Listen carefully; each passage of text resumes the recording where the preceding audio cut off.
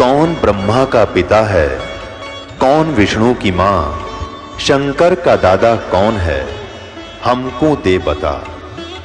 ये जानने के लिए कृपया सुनिए। जगत गुरु तत्वदर्शी संत रामपाल जी महाराज के अमृत वचन सर्व पवित्र धर्मों के पवित्र शास्त्रों के आधार पर।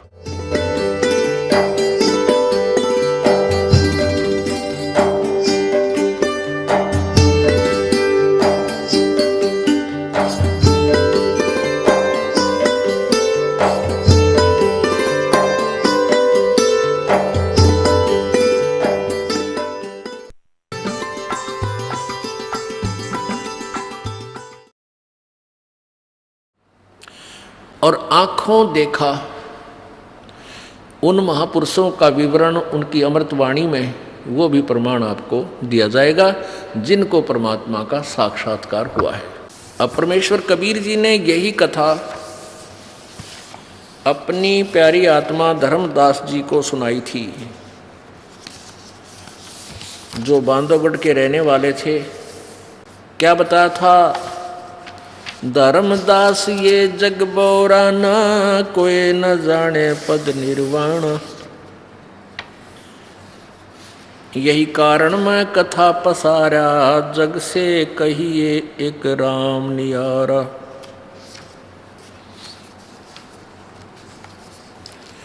यही कथा जग जीव सुनावो, सब जीवों का भरम नसावो। परमेश्वर कबीर जी ने ये सत्य कथा आज से 600 वर्ष पूर्व लगभग अपनी प्यारी आत्मा धर्मदास नामक एक बहुत श्रेष्ठ आत्मा को सुनाई थी। और 600 वर्ष पहले पूरा मानव समाज अशिक्षित था। केवल एक ब्राह्मण वर्ग, विशेषकर हिंदुओं में एक ब्राह्मण वर्ग ही संस्कृत भाषा के पढ़ने का अधिकारी था। अन्य को संस्कृत, किसी अन्य जाति वाले को संस्कृत पढ़ना अलाउड नहीं था।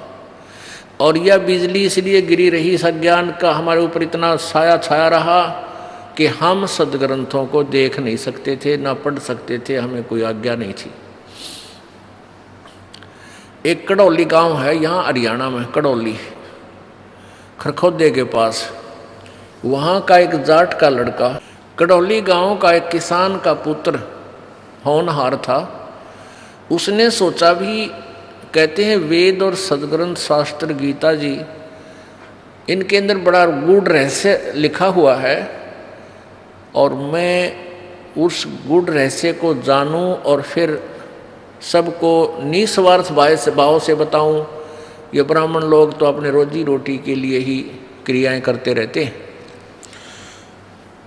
तो उसके सामने समस्या आई कि भाई संस्कृत भाषा का जानना अति आवश्यक है और संस्कृत भाषा को मैं पढ़ नहीं सकता क्योंकि अलाउड नहीं। तो उसने क्या सोचा, भी कोई बात नहीं, एक अच्छे काम के लिए थोड़ा सा सहारा और ले लेते हैं झूठ का। उसने अपने गांव में उस समय नंबरदार वगैरह होते थे, वो अशिक्षित ही होते थे। जो मुखिया होते थे वो अशिक्षित होते थे।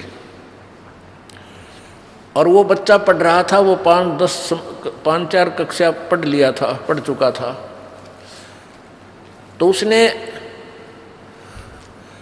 उसमें क्या होता था कि काशी विद्यापीठ में ही संस्कृत पढ़ाई जाती थी, केवल ब्राह्मण जाति वालों को ही पढ़ाई जाती थी। और वो गांव से, सरपंच से, मुखिया से वो प्रमाण पत्र लेकर जाते थे कि ये इस गांव का वासी है, ब्राह्मण जाति से संबंध रखता है। तो उस निश्चल दास ने अपने गांव के मुखिया से आप पे एक लिख के सारी कथा, भाई मैं ये निश्चल दास पुत्र फलाना गांव ये और ये इस ब्राह्मण जाति से संबंध रखता, ऐसा सर्टिफिकेट बनवा लिया और उसका अंगूठा टिकवा लिया मुखिया का। और जाके वहाँ शिक्षा में प्रवेश पा लिया काशी विद्यापीठ में। और होनहार बालक था, सभी से 1 नंबर पर आवा था प्रत्येक कक्षा में। जब उसकी शिक्षा पूरी हो ली तो निश्चल दास ने वहाँ से आना था। तो वहाँ का जो प्राचार्य था, प्रिंसिपल जो था उस काशी विद्यापीठ का, उसके लड़की शादी योग्य होगी थी। उसने सोचा कि ये लड़का बड़ा होनहार है, निश्चल, और इससे मैं अपनी लड़की का ब्याह कर दूं, क्योंकि उस समय रोजी रोटी ब्राह्मणों का उद्देश्य यही था कि वहाँ से काशी विद्यापीठ पढ़कर जो जाता है ब्राह्मण, तो उससे लोग सबसे ज़्यादा हवन करवाते हैं और वो ज़्यादा कमाई करता है, ज़्यादा धन कमाता है। जैसे आजकल डॉक्टरों का बच्चे जो MBBS करते हैं, उनका मुख्य उद्देश्य केवल माया जोड़ना ही है, और किसी के उनको कोई उद्देश्य नहीं, कोई ठीक हो या ना हो। ठीक है, ठीक करेंगे तो उनकी रोजी अच्छी चलेगी दुकान, इसलिए वो दवाइयाँ अच्छी देते हैं, लेकिन मूल का उद्देश्य उनका धन ऐंठना ही होता है। वहीं से टारगेट बन जाता है उनका कि या तो नौकरी मिल गई, नौकरी ना मिली दुकान खोल लूँगा, 200 रुपये बेड के लिया करूँगा, एक राउंड के 500 लूँगा, यानी 9 जुगाड़ जोड़े जाए। तो ऐसे ही ये ब्राह्मण लोग काशी विद्यापीठ पढ़कर जो आता था, लोग उस पर आकर्षित होते थे और उससे सबसे ज़्यादा कथाएं करवाते थे, और वो खूब नरक डोया करता, नरक, क्योंकि ज्ञान था नहीं, अज्ञान प्रचार करने का पाप होता है उन पर, और फिर उद्देश्य उनका कमजोर था, धन इकट्ठा करना ही था। इस उद्देश्य से प्रिंसिपल ने उस बच्चे से कहा कि बेटा तुम अब कुछ गुरु दक्षिणा भी तो दो, आप जा रहे हो। निश्चल दास ने कहा कि जो मांगो गुरुदेव, आपका बच्चा हाजिर है, गरीब व्यक्ति आपको क्या दे सकता हूँ। तो उसने कहा तू वचनबद्ध हो। जी जो आप कहोगे वही हो गया, मैं वचनबद्ध हो गया कि भाई मैं अपनी लड़की का ब्याह तेरे से करना चाहता हूँ। अब फंस गया धर्म संकट में, क्योंकि उसमें ब्राह्मण लोग अपनी बेटी का ब्याह किसी अन्य जाति में नहीं कर सकते, करते थे। सारा समाज उलट हो जाता, हंगामा खड़ा हो जाता था। और ऐसी एक भी कुरीति थी कि लड़की अगर विधवा हो जाती है तो भी उसका ब्याह दोबारा पुनर् किया करते थे। तो अब धर्म संकट में फंस गया निश्चल ने कहा कि गुरुदेव, मैं आपसे एक सच्ची कथा सुनाना चाहता हूँ। सारी बात बता दी कि गुरुदेव मैं ब्राह्मण नहीं हूँ, मैं उस गांव का जाट का लड़का हूँ, किसान का, और मेरी इच्छा थी कि मैं संस्कृत पढ़ूँ और सदग्रंथों को समझूँ और निस्वार्थ भाव से जनता की सेवा करूँ। इसलिए मैंने झूठा सर्टिफिकेट गांव से बनवा कर प्रवेश पाया था। अब आपकी इच्छा, जो सजा दो, दास हाजिर है। अब वो ब्राह्मण लाल पीला हो गया और कहा कि तू वचनबद्ध हो। हो गया गुरुजी वचनबद्ध कि संस्कृत भाषा में तो कोई प्रवचन नहीं करेगा और संस्कृत भाषा में कोई व्याख्या नहीं करेगा, और ना संस्कृत भाषा पढ़ेगा ना ग्रंथ पढ़ेगा। कहने लगा जी जो आपकी आज्ञा, मैं संस्कृत भाषा नहीं बोलूँगा ना पढ़ूँगा। और श्राप दे दिया कि तुझे 3 ताप के अंतर्गत रोजाना पीड़ा होगी, यानी 1 घड़ी रोजाना बुखार आया करेगा तुझे। अपने आत्माओं, ये जो अच्छी आत्माएं होती हैं, जो पिछले जन्मों की बैटरी चार्ज होती है उनकी, वो न्यों बर्बाद करते हैं अपने पुण्यों को, किसी को आशीर्वाद दे के, किसी को श्राप दे के, फिर वो न्यों खाली हो जाते हैं। तो थोड़ी बहुत उसमें कमाई थी, उसके आधार से उस पर वो असर हो गया। उस निश्चल दास को आजीवन पूरे 1 दिन में 1 घंटा और 1 घड़ी यानी 20-22 मिनट रोजाना बुखार आता था, बहुत तेज, और बहुत तंग होता था वो लड़का। तो निश्चल दास ने उसके बाद वो फिर दादू पंथ में चले गए।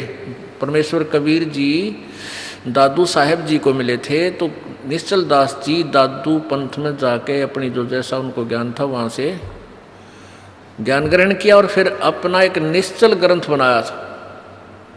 उसने संत भाषा में लिखा, जैसे कबीर जी की वाणी है, गरीबदास जी की वाणी है, ऐसे उसने कुछ अपना अनुभव लिखा। वो अलग बात है, उसने कितना जाना कितना समझा प्रभु को, वो बहुत अच्छा नहीं था। ये दास ने पढ़ा, उसको खूब देखा, हस्तलिखित भी देखा।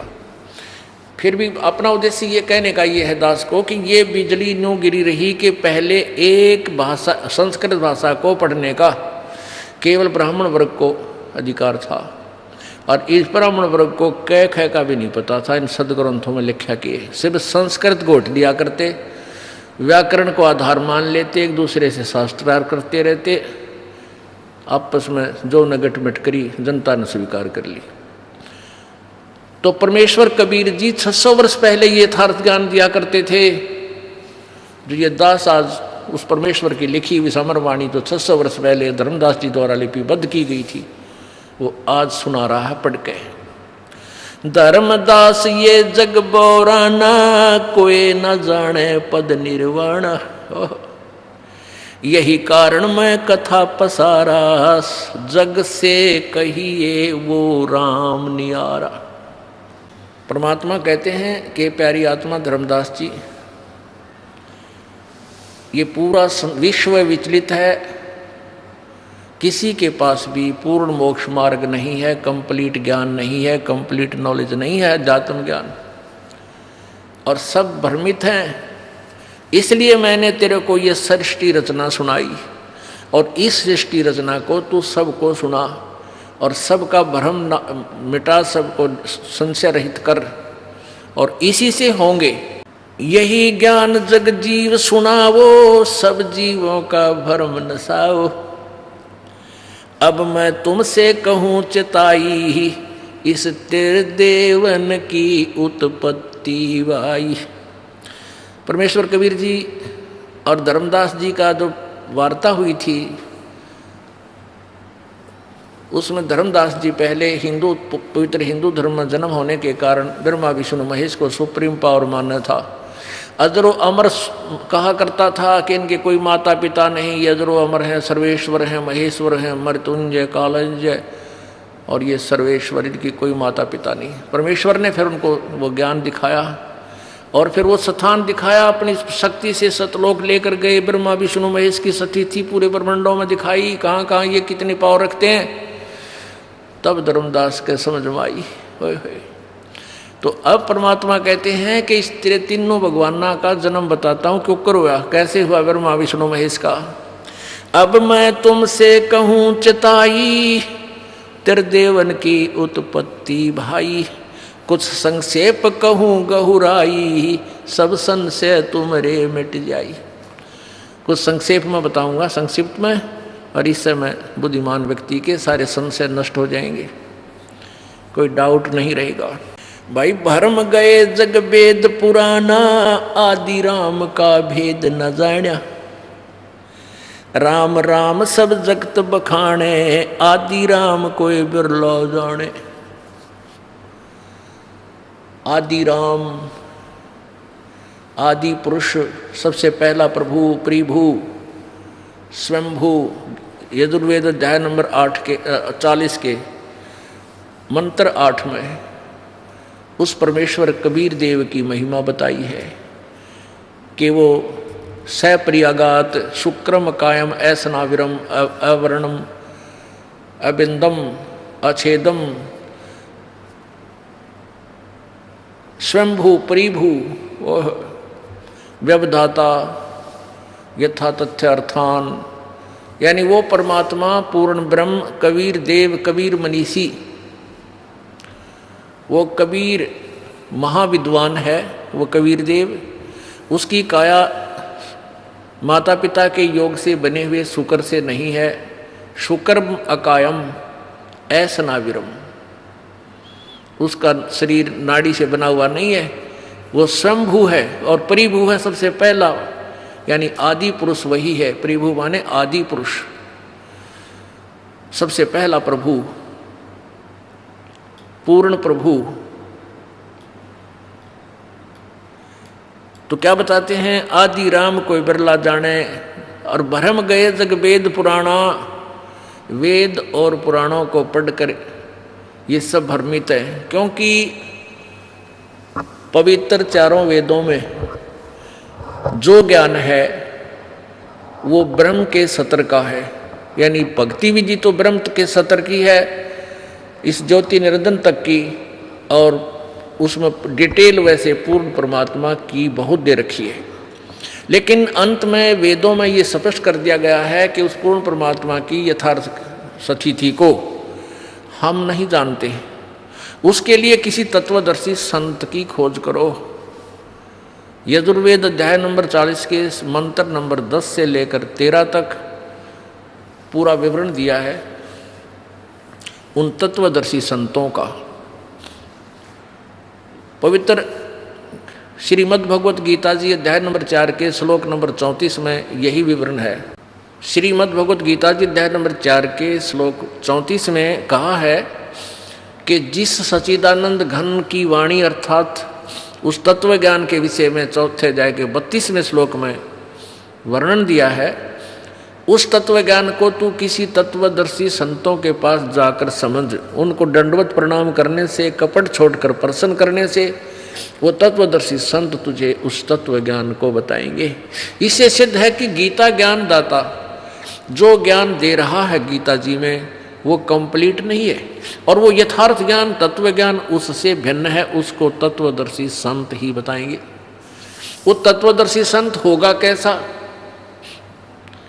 गीता जी अध्याय नंबर 15 के श्लोक नंबर 1 में उसकी पहचान बताई है कि जो संत इस संसार रूपी उल्टे लटके हुए वृक्ष की सभी विभागों को बता देगा वो तत्वदर्शी संत होगा। वह वेद के तात्पर्य को जानने वाला है, जो उल्टे लटके हुए संसार रूपी वृक्ष को, जिसकी ऊपर न जड़ और नीचे को शाखा है, इनको सब डिटेल से बताएगा, विस्तार से नारा नारा भिन्न भिन्न ज्ञान कराएगा। स वेदवित, वो वेद के तात्पर्य को जानने वाला अर्थात वो तत्वदर्शी संत है। तो ये भूमिका परमेश्वर कबीर जी ने 600 वर्ष पहले की थी। और क्या बताया था? अक्षर पुरुष एक पेड़ है, निरंजनवा की डार, और तीनों देवा शाखा है, ये पात रूप संसार। एक शब्द में, एक ही दोहे में परमात्मा ने ये सृष्टि रचना अर्थात संसार की स्थिति बता दी। ये देखिएगा परमात्मा ने क्या बताया कबीर जी ने। ये पूरा एक पेड़ है, और ये जो जड़ है ये गुप्त है, जमीन के अंदर होती है। इस जमीन से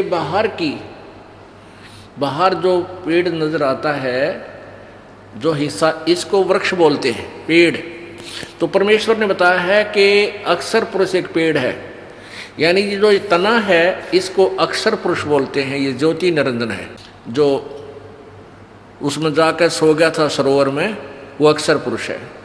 और फिर उस आगे ये अक्षर पुरुष एक पेड़ है, निरंजन, ये ज्योति निरंजन उसकी डार, यानी जैसे तना से आगे मोटी मोटी डार कई हो जाती हैं, उनमें से एक डार है ज्योति निरंजन।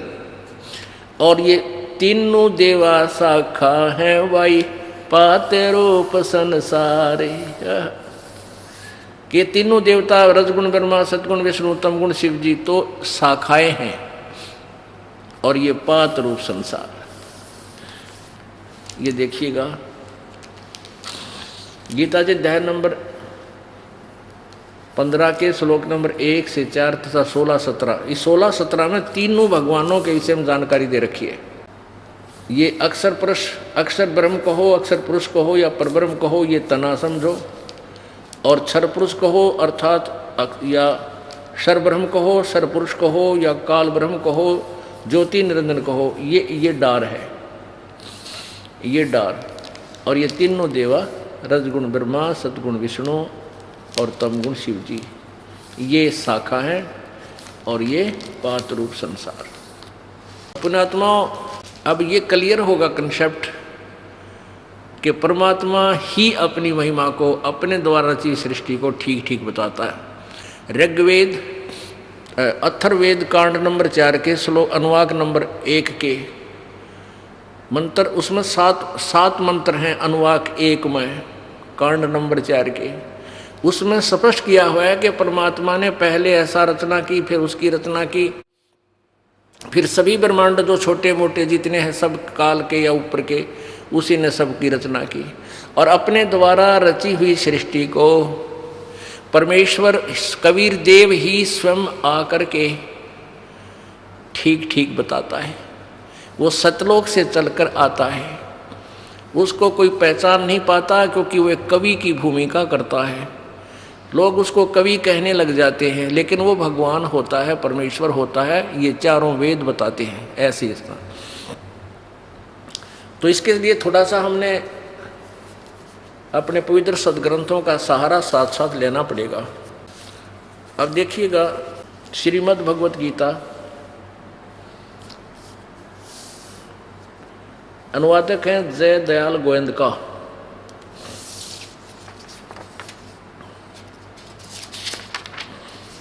श्रीमद् भगवत गीता गीता प्रेस गोरखपुर से प्रकाशित है।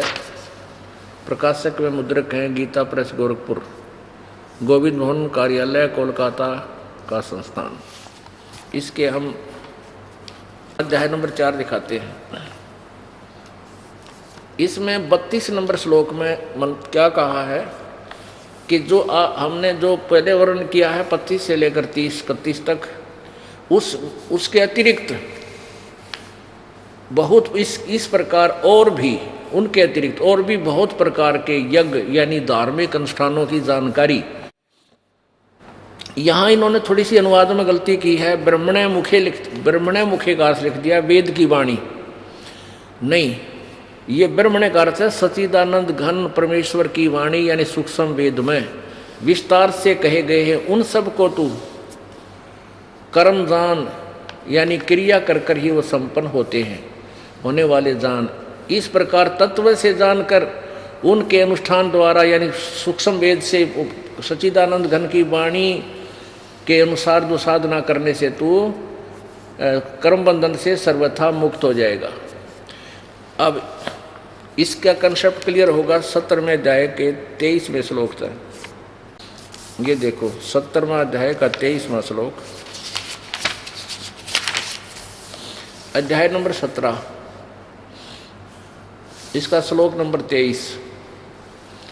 इसमें यह ब्रह्मण्य शब्द हमने देखना, ब्रह्मण्य शब्द ओम तत्सत इति निर्देश ब्रह्मण्य तिर्विध समर्थ ब्राह्मणा तेन वेदा च यगा च विहिता पुरा।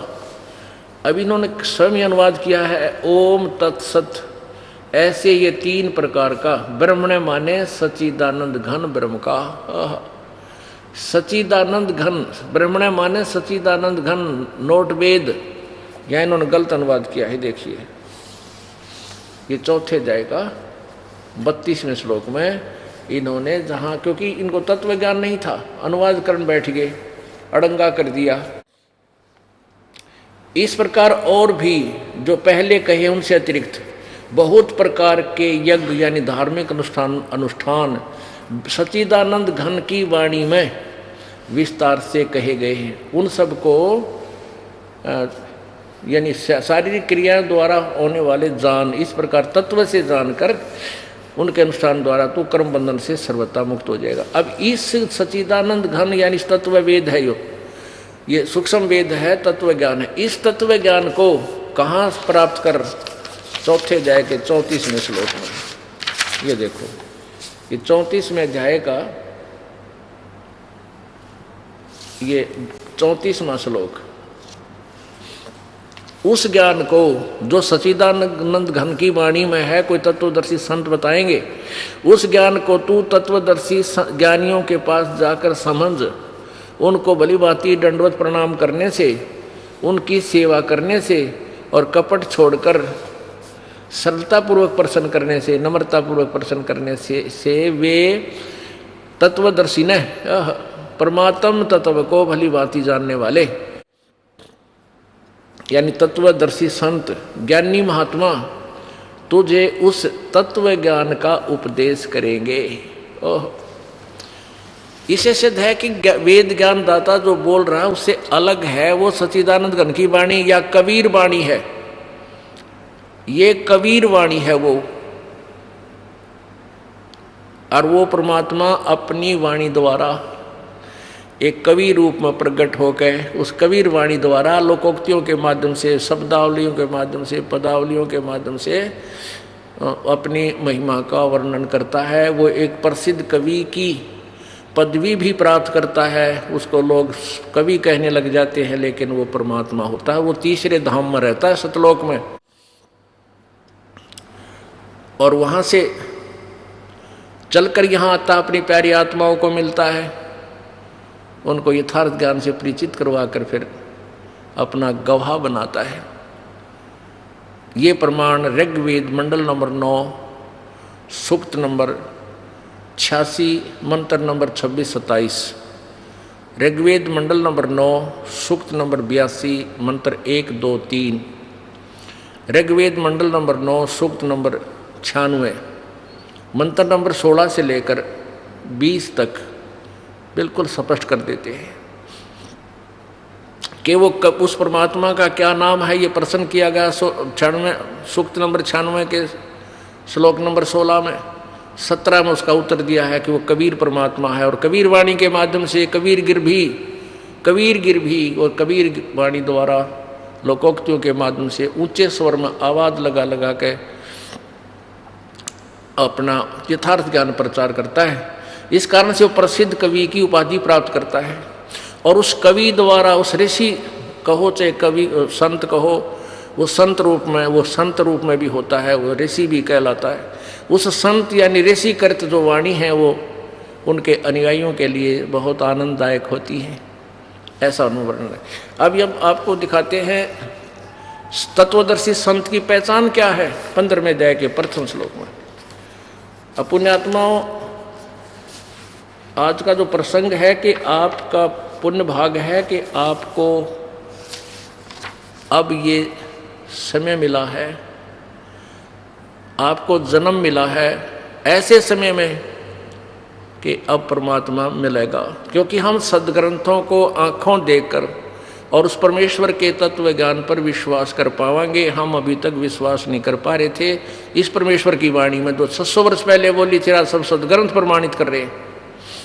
जिन सद्ग्रंथों को हम सत्य मानते हैं, आज वो सतग्रंथ ही उस परमेश्वर की अमर वाणी को सेकंड कर रहे हैं, समर्थन कर रहे हैं।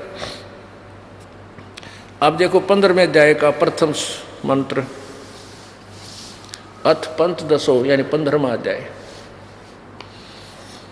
इसमें क्या बताया है कि ऊर्ध्व मूलम अधः शाखम अश्वत्थम प्राहु अवयम, ऊपर को जड़ वाला, नीचे को शाखा वाला, ये अविनाशी पीपल जैसा संसार रूपी वृक्ष, अविनाशी संसार रूपी वृक्ष कहा गया है। छंदासी यस्य पर्णानि ये तम वेद, और इसके जो पत्ते आदि हैं ये सब विभाग, छंद माने ये छंद, इस समय स्थान स्थान पर सेंटेंस पर निर्भर करता है। छंद माने अलग अलग टुकड़े, छंद जो होते हैं वो अपने हिसाब के होते हैं, तो छंद माने अलग से जो टुकड़े, पूरे विभाग बता देगा कि उसका तना क्या है, उसकी डार क्या है, शाखा कौन है और पत्ते किसको कहते हैं। सवेदवित, ये देखो, ऊर्ध्व मूलम अधः शाखम अश्वत्थम प्राहु अवयम छंदासी यस्य पर्णानि ये तम वेद। ये माने जो, तम माने उस छुपे हुए अज्ञान रूप अंधकार में छुपे हुए को जानता है, यानी जिसको कोई नहीं जानता, उस अज्ञान के कारण उसको जानता है। वेद माने जानना होता है, ज्ञान है जिसको। सवेदवित, वो वेद के तात्पर्य को जानने वाला है, अर्थात वो तत्वदर्शी संत है, जो इन सब उल्टे लटके संसार रूपी वृक्ष के सभी विभागों को पत्तों सहित बता देगा, वो तत्वदर्शी संत है। ये पहचान है। अब देखो पढ़ के, आदि पुरुष परमेश्वर, यानी अनुवादक यहाँ ठीक बोल रहा है कि आदि पुरुष परमेश्वर मूल वाले, यानी ये पूर्ण परमात्मा तो इसका जड़ है। पूर्ण परमात्मा जो जड़ है वो समझो पूर्ण परमात्मा है। ये देखिएगा, ऊर्ध्व मूलम अधः शाखम, ऊपर तो ऊपर को आदि पुरुष परमेश्वर, आदि राम, आदि पुरुष, आदि भगवान तो ये जड़ है। आदि पुरुष परमेश्वर रूपी मूल वाले यानी संसार रूपी वृक्ष की जो जड़ है वो पूर्ण परमात्मा है, परम अक्षर ब्रह्म है। ये देखिएगा, ये पूर्ण ब्रह्म परमेश्वर परम अक्षर ब्रह्म, ये तो समझो जड़ है, मूल ये जड़ है। और नीचे को शाखा है। इसके विषय में अनुवाद करता विचलित है। आगे देखिएगा, श्रीमद् भगवद गीता अध्याय नंबर 15 हम पढ़ रहे हैं। प्रथम मंत्र, आदि पुरुष परमेश्वर मूल वाले, आदि राम रूपी तो समझो जड़ है, जहां से पूरे तने को खुराक आती है, आहार मिलता है। और अधः शाखम, यहां विचलित है ये, ब्रह्मा रूप मुख्य शाखा वाले नहीं। देखो अधः माने, अधः देखेंगे अब, अधः शाखा का अर्थ ने शाखा ठीक किया है, लेकिन अधः में विचलित है। इसी के 2 नंबर मंत्र में, 15वें अध्याय के 2 नंबर मंत्र में अधः 2 बार लिखा है। इसका अनुवाद यहां किया है। अधः माने नीचे, अधः, और अधः माने नीचे, यानी अधः का अर्थ नीचे। तो हम यहाँ ठीक अनुवाद कर लेंगे, क्योंकि इनका उलझाया बात है, अब हमने सुलझाना है इसको। ऊर्ध्व मूलम, आदि पुरुष परमेश्वर मूल वाले, ये तो बिल्कुल ठीक बोला है कि वो मूल जड़ है उस संसार रूपी वृक्ष की, वो तो पूर्ण परमात्मा समझो, आदि राम समझो। और अधः शाखम, नीचे को शाखा वाले, ब्रह्मा रूप मुख्य शाखा नहीं, नीचे को शाखा वाले, ये तीनों गुण रूपी शाखा है। संसार रूपी पीपल वृक्ष को अविनाशी कहते हैं। वेद, यहाँ छंदासी का अर्थ में वेद कर दिया, नहीं, छंदासी यस्य पर्णानि, वेद जिसके पत्ते कहे गए हैं, नहीं। चलो जैसे भी, आप अपना उद्देश्य समझेंगे। उस संसार रूप वृक्ष को यानी पूरे सभी विभागों को जो मूल सहित यानी जड़ से लेकर जड़ सहित जानता है, तत्व से जानता है, स वेदवित, स वेदवित, वह वेद के तात्पर्य को जानने वाला है, अर्थात वो तत्वदर्शी संत है। अपनात्मा आगे देखे, इसमें क्या लिखा है कि तस्य मन, उस संसार रूपी वृक्ष की तीनों गुण रूप जल से बढ़ी हुई नहीं, तो जैसे भी शाखा, विषय पर वाला शाखा, ये तीनों, इन्होंने अनुवाद गलत किया है। ये तीनों रजगुण ब्रह्मा, सतगुण विष्णु, तमगुण शिवजी रूपी शाखा लिखना था। इन्होंने किया है विषय भोग रूप कोपलों वाली देव, मनुष्य और त्रिरक आदि योनि रूप शाखाएं नीचे और ऊपर, सर्वत्र नहीं है, केवल ऊर्ध्व माने ऊपर और फैली हुई, अर्ध माने नीचे और ऊपर फैली। और मूल श्लोक में कर्मों के अनुसार बांधने वाली या कर्मा में फंसाए रखने के का भी मुख्य कारण ये तीनों गुण हैं, रजगुण ब्रह्मा, सदगुण विष्णु, तमगुण रूपी शाखा ही हैं। अहमता ममता वासना रूपी जड़ नहीं, ये मूलानी, ये तीनों गुण है, तीनों गुण।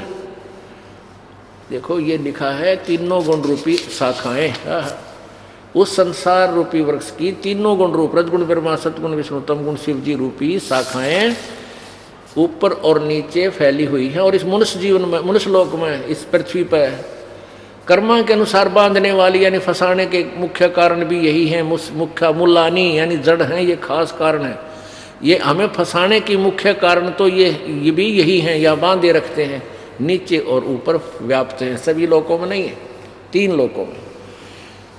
अपनात्मा, अब ये भी कंसेप्ट क्लियर करना पड़ेगा कि गीता ज्ञानदाता कंप्लीट नॉलेज नहीं रखता इस सृष्टि रचना के बारे में। 15वें अध्याय के 3रे श्लोक में ये भी कंसेप्ट क्लियर हो जाता है। गीता ज्ञानदाता कहता है कि यहाँ तेरे और मेरे डिस्कशन में, तेरे और मेरे इस विवेचन में, इस गीता ज्ञान में, इस सृष्टि रचना का मुझे पूर्ण ज्ञान नहीं है, मैं ठीक से नहीं जानता।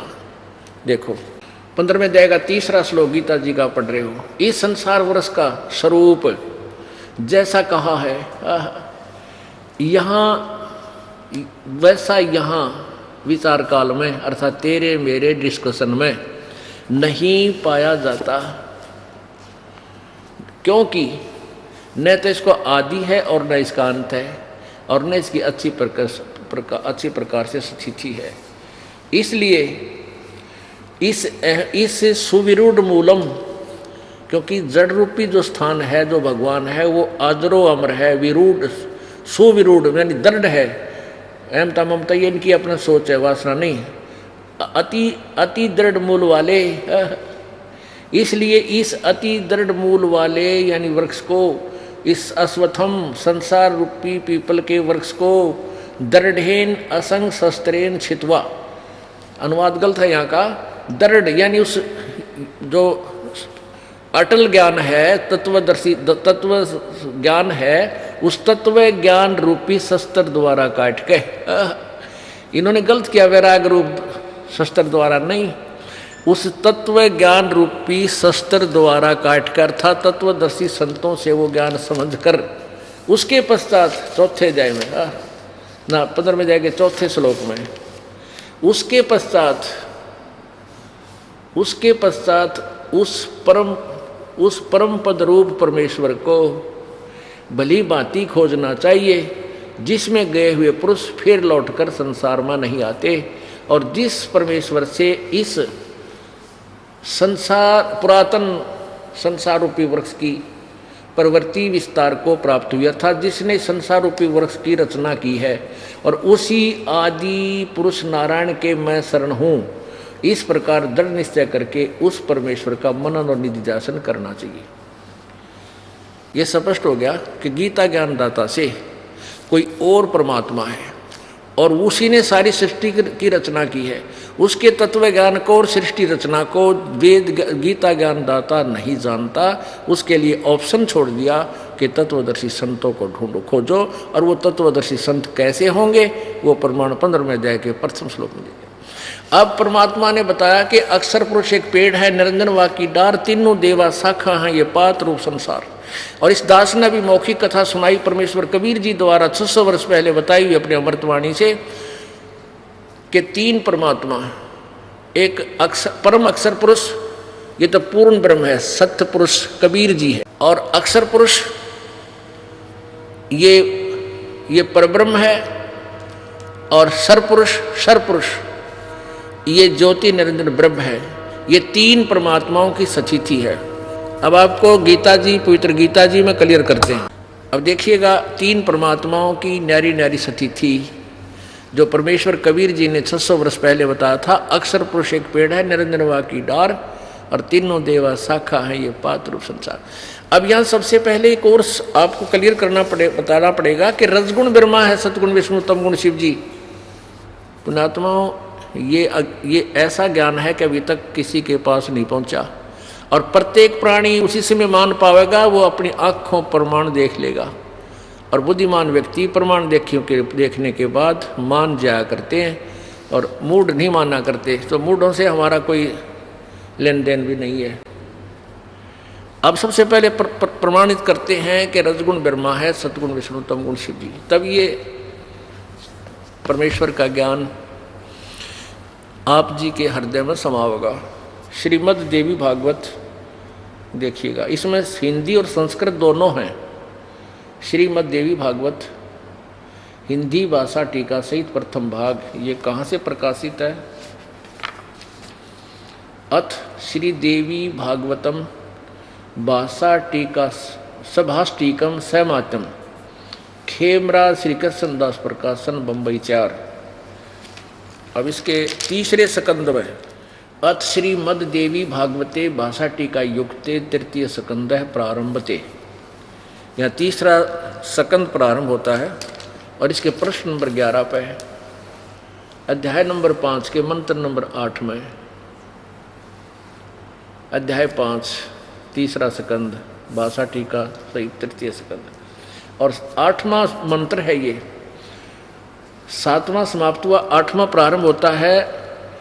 भगवान शिवजी बोल रहे हैं, शंकर भगवान, हे मात्र यदि हमारे ऊपर सदा आप दया युक्त हो तो हमको तमोगुण में किस प्रकार प्रदान किया है, यानी मुझे तमोगुण क्यों बना दिया, ब्रह्मा रजोगुण और हरि विष्णु को सतोगुण क्यों बनाया। अब संस्कार देखिए, ये 7वां समाप्त हुआ, 8वां श्लोक प्रारंभ हुआ। यदि दया धर्मना न सदा अंबिके, यदि दया धर्मना, यदि आप सदा दयालु हो तो न सदा अंबिके कथम अहम विहित है, मुझे क्यों बना दिया तमोगुण। और कमल जय, कमल से उत्पन्न होने वाले ब्रह्मा को रजोगुण संभव, रजोगुण क्यों बनाया। और सुविहित किमु सतोगुण हरि, और तुमने विष्णु जी को सतोगुण क्यों बना दिया। कति कंसेप्ट क्लियर होगा। हिंदी और संस्कृत दोनों पढ़ ली, क्योंकि दोनों की लिपि नागरी है और हम नागरी लिपि से खूब परिचित हैं, क्योंकि हम हिंदुस्तानी हैं और हिंदू हैं। वैसे तो संत हमें एक ही प्लेटफार्म पर खड़ा करना चाहते हैं, लेकिन इस ज्ञान के प्रारंभ में ऐसे ही ये ज्ञान चलेगा। इसके साथ साथ अनुवादकर्ताओं ने देवी भागवत में सही खुल कर नहीं कर पाए, फिर भी उस सच्चाई को छुपा नहीं सके। देखिए श्री मध्य देवी भागवत, क्योंकि गीता प्रेस गोरखपुर से प्रकाशित पुस्तक पवित्र हिंदू धर्म के अनुयायियों के लिए एक एथेंटिक रिकॉर्ड है। इसको देखने के बाद वो खुश होकर मान लेते हैं कि जब इसमें भी लिखा है तो सत्य है। श्रीमद् देवी भागवत पर संपादक है हनुमान प्रसाद पोदार चमन लाल गोस्वामी, प्रकाशक एवं मुद्रक हैं गीता प्रेस गोरखपुर। इसके 123 पृष्ठ पर तीसरे स्कंद में ये देखिएगा, ये 123 पृष्ठ पे और तीसरा स्कंद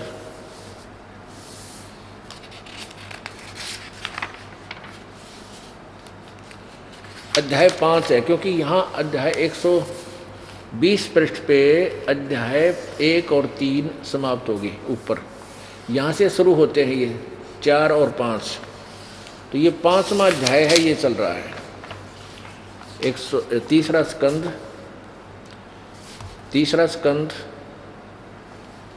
123 पृष्ठ पे विष्णु जी बोल रहे हैं, तुम शुद्ध स्वरूपा हो, ये सारा संसार तुम्ही से उद्भासित हो रहा है। मैं ब्रह्मा और शंकर हम सभी तुम्हारी कृपा से विद्यमान हैं। हमारा आविर्भाव यानी जन्म और तिरोभाव अर्थात मृत्यु हुआ करता है।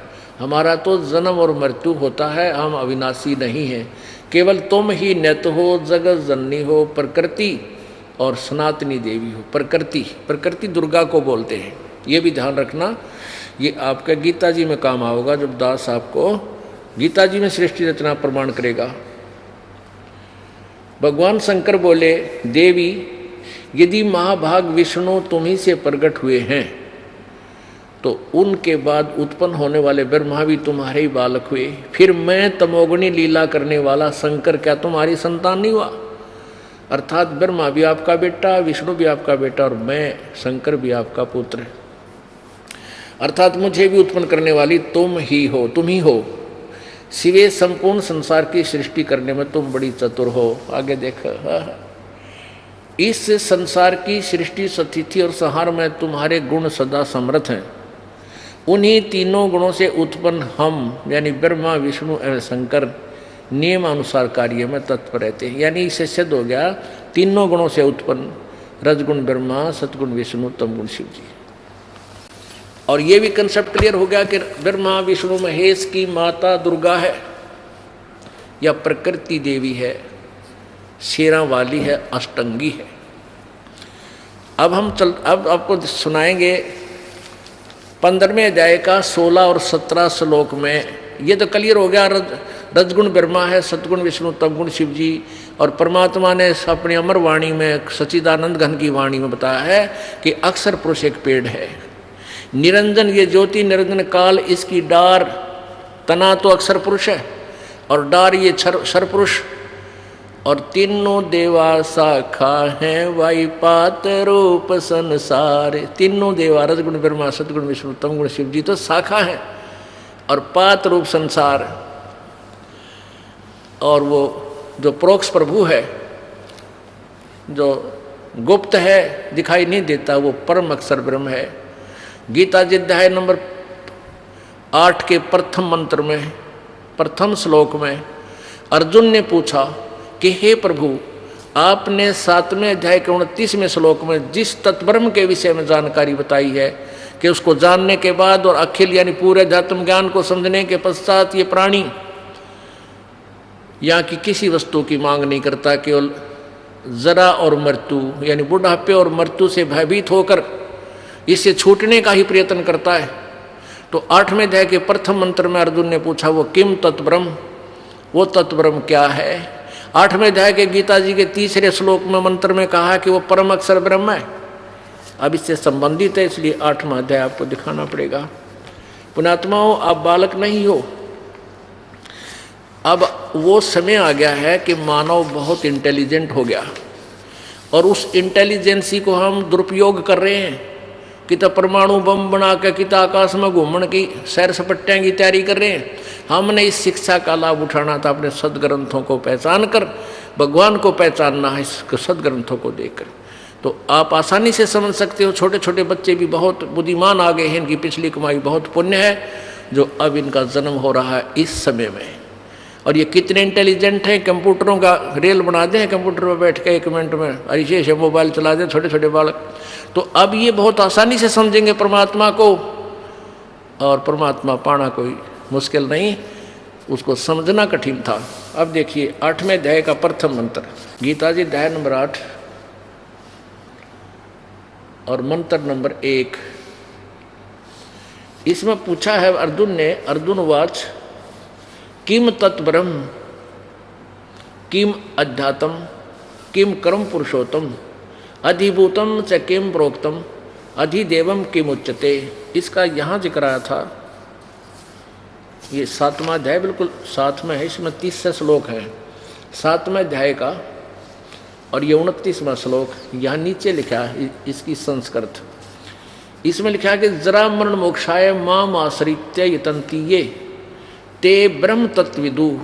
तत्ब्रह्म, ब्रह्म तत्व कहो चाहे तत्ब्रह्म कहो, ते माने वे, तत्ब्रह्म माने उस परमात्मा को, उस ब्रह्म को, विदु माने जानते हैं, कर्षणम माने सारे अध्यात्म को जानते हैं, कर्म से अखिलम और सारे कर्मों से परिचित हैं।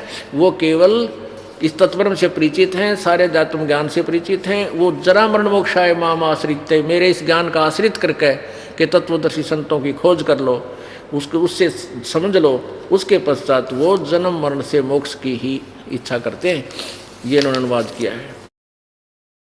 जो मेरे शरण होकर जरा और मरण से, जरा माने बुढ़ापा से छूटने के लिए ही प्रयत्न करते हैं, वे पुरुष उस तत्ब्रह्म, तत् ब्रह्म है, उस ब्रह्म को, संपूर्ण अध्यात्म को तथा संपूर्ण कर्मों को जानते हैं। इसमें प्रथम 8वें अध्याय के प्रथम मंत्र में प्रश्न किया अर्जुन ने, तो किम तत्ब्रह्म, वो तत्ब्रह्म क्या है।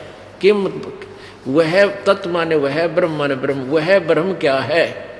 इसका 3रे मंत्र में उत्तर दिया है गीता ज्ञानदाता ने। श्रीमद् भगवद गीता अध्याय 8, श्रीमद् भगवद गीता अध्याय 8 के मंत्र 3 में वह परम अक्षर ब्रह्म है। वह परम अक्षरम ब्रह्म, परमम अक्षरम ब्रह्म, वह परम अक्षर ब्रह्म है। अब यहाँ अब आएंगे हम इस 15वें अध्याय के 16वें श्लोक में। पुण्यात्मा, आज का मानव बहुत बुद्धिमान हो गया है और बहुत आसानी से समझोगे। जब तक आप आंखों नहीं देख लोगे इन प्रमाणों को, आप आज तक इसलिए विचलित रहे, आप मान नहीं सकते। और इन प्रमाणों को देखकर भी आप नहीं मान सकते तो आप भक्ति के योग्य नहीं हो। आपको परमात्मा नहीं चाहिए, फिर आप तो ड्रामा करने आए हो संसार में। और मूल उद्देश्य इस मानव शरीर का केवल परमात्मा पाना है। माता पिता मिल जाएंगे 184 माँ, और सतगुरु सेवा और बंदगी या फिर मिलन की ना। जन्म जहाँ जन्म पाओगे वहीं माता पिता मिल जाएंगे, संतान मिल जाएगी, पशु बनोगे वहाँ मिल जाएंगे, पक्षी बनोगे वहाँ मिल जाएंगे, मनुष्य बनोगे वहाँ मिल जाएंगे। लेकिन ये जो वर्तमान में जो ज्ञान चल रहा है ये आपको फिर मिलन का ना। आगे देखो अध्याय नंबर 15 का और श्लोक नंबर 16। इसमें दो प्रभु बताए हैं, 2 पुरुष।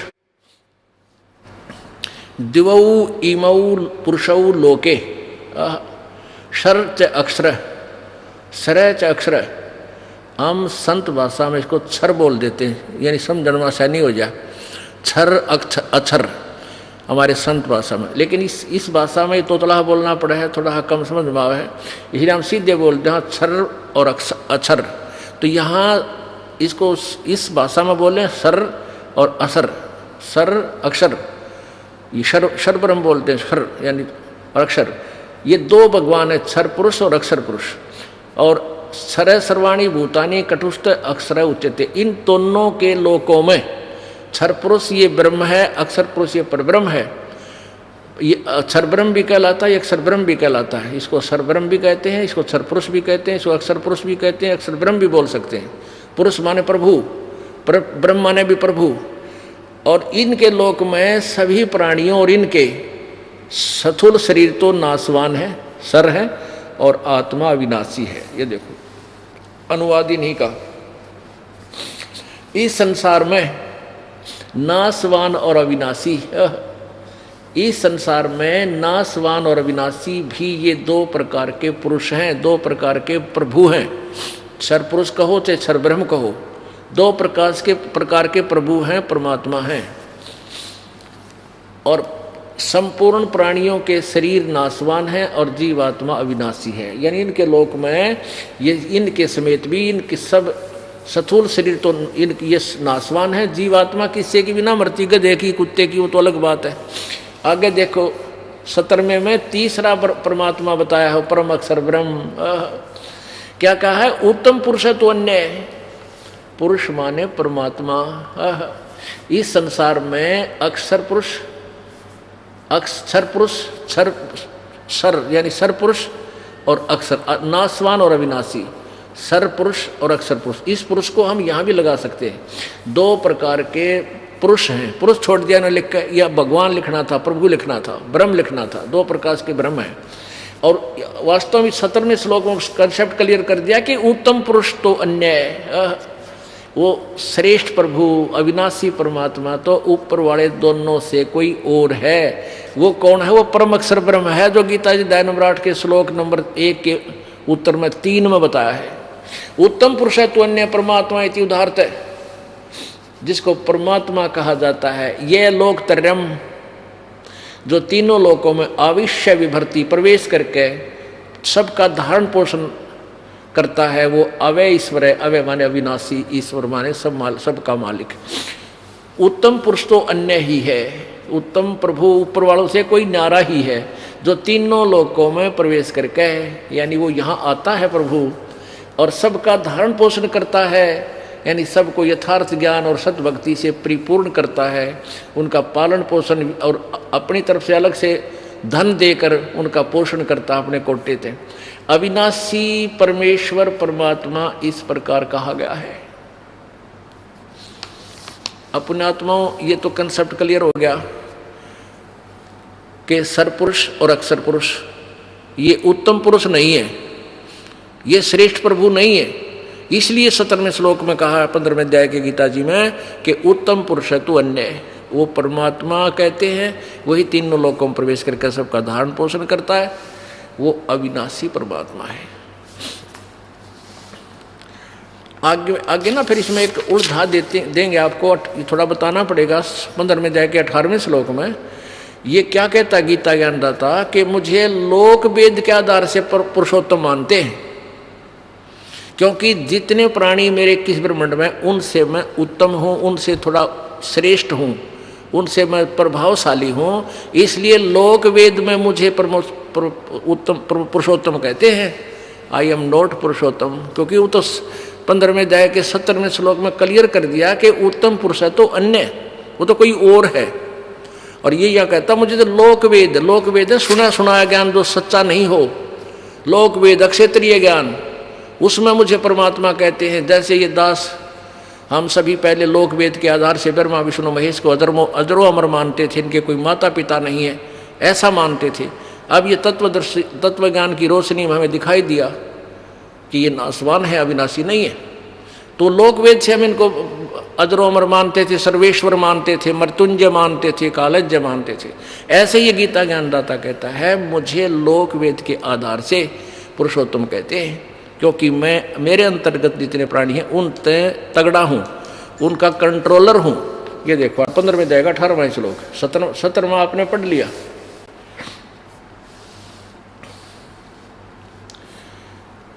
यस्मात् सर्वम अतीतः अहम अक्षरात् अपीत उत्तम अतः अस्मि लोके वेदे, अस्मि माने इस मेरे वाले लोक, मेरे लोके वेदे लोक वेद में प्राच्य प्राथित पुरुषोत्तम, क्योंकि मैं नाशवान जड़ वर्ग क्षेत्र से सर्वथा अतीत हूँ और अविनाशी जीवात्मा से भी उत्तम हूँ, इसलिए लोक में और वेद में, लोक वेद में, ये लोके वेदे यानी लोक वेद में दंत कथाओं के आधार पर पुरुषोत्तम नाम से प्रसिद्ध हूँ। इसका ये अर्थ बना, अर्थ इन्होंने गलत किया थोड़ा सा। अब ये क्या कह रहा है कि जो मेरे अंतर्गत चाहे तो ये स्थूल शरीरधारी प्राणी है चाहे जीवात्मा है, इनसे मैं उत्तम हूँ, इसलिए लोक वेद से आधार पर मन पुरुषोत्तम कहे मैं प्रसिद्ध हो रहा हूँ। लेकिन 15 में जाके 17वें श्लोक में बता दिया उत्तम पुरुष का कोई और है और वही अविनाशी परमात्मा है, वो परम अक्षर ब्रह्म है। अब प्रसंग चल रहा था धर्मदास ये जग बोराना कोई न जाने पद निर्वाणा, यही कारण मैं कथा पसारा इन सब से कहिए एक राम नियारा। यही कथा जग जीव सुनावो सब जीवों का भरम नसावो। अब मैं तुमसे कहूँ चिताई तेरे देवन की उत्पत्ति बाई।